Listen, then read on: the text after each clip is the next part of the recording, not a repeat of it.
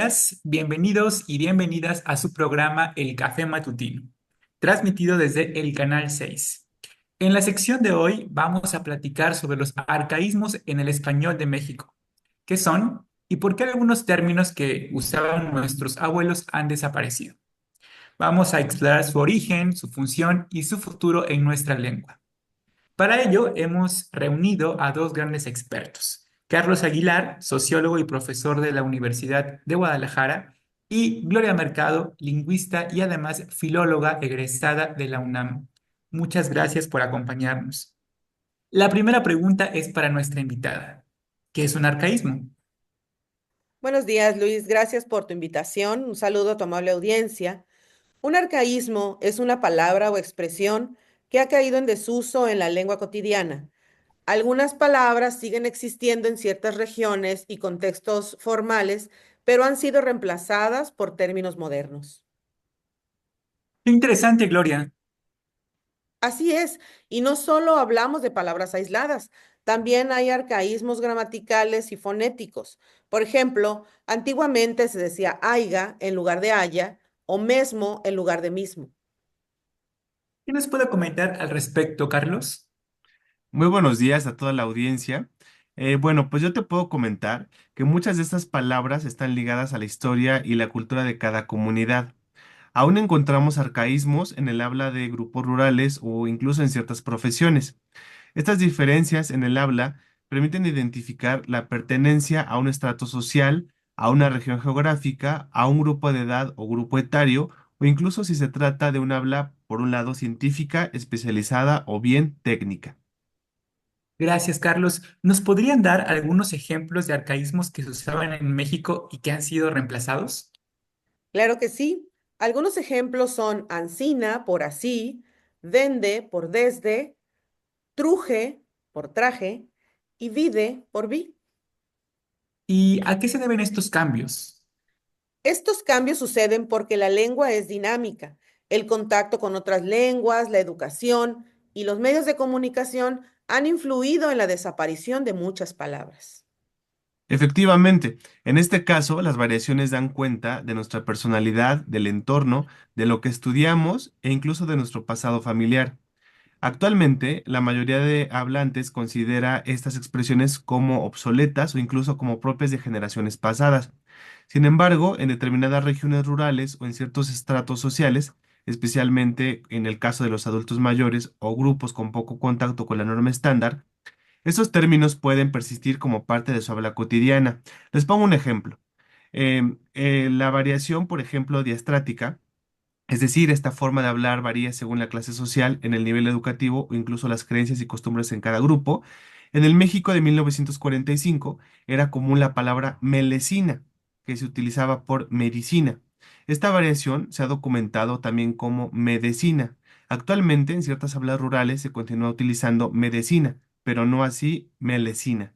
¿Cómo es que lo sabemos? Bueno, pues afortunadamente la UNAM, a través de su Hemeroteca Nacional Digital, nos permite adentrarnos a a este estudio diacrónico de la lengua. Ahora que comentan estas palabras, recuerdo a mi abuelita que aún dice aguaitar en vez de vigilar y en mi pueblo todavía escuchamos chante para referirse a la casa. Bueno, pues tal parece que algunas palabras parecen haber desaparecido, pero otras siguen vivas. ¿Por qué sucede esto? Algunos arcaísmos sobreviven en literatura, en la poesía y en el habla regional. También en frases hechas como de hinojos, que significa de rodillas, por ejemplo. Y en nuestro contexto, ¿cómo ocurre este fenómeno? ¿Podemos decir que algunos arcaísmos vuelven a la moda como parte de una identidad cultural? Un ejemplo es fierro, usado en el norte de México como saludo popular. Estas variaciones lingüísticas, sea que hablemos de arcaísmos, dialectos o jergas específicas, no solo tienen un interés puramente filológico. En el caso de México, muchos arcaísmos se han mantenido en la oralidad de las comunidades rurales. También influyen los usos del español antiguo en la religión y la tradición, por ejemplo. Y fíjate, Luis, que como nos comenta nuestra colega Gloria, pues desde un punto de vista sociológico, refleja la diversidad cultural y la identidad de los hablantes. Es decir, el uso de arcaísmos puede convertirse en un símbolo de pertenencia, pero algo también muy importante, de resistencia a la uniformidad lingüística. E incluso para el otro sector, pues como una conexión con el pasado y con los antepasados, lo cual evidentemente pues enriquece estas dinámicas sociales que construimos en nuestra sociedad. Muchas gracias. Ahora la pregunta clave del programa. ¿Deberíamos rescatar los arcaísmos o dejarlos en el pasado? Depende. Si una palabra ya no cumple su función en la comunicación moderna, es normal que desaparezca, pero hay arcaísmos que tienen un valor cultural importante. Bien, comprendo, Gloria, que esa es la perspectiva lingüística, pero ¿qué opina desde el punto de vista filológico? No se trata de forzar el uso, sino de preservarlos en documentos históricos, diccionarios, archivos, y así podemos entender mejor la evolución del español.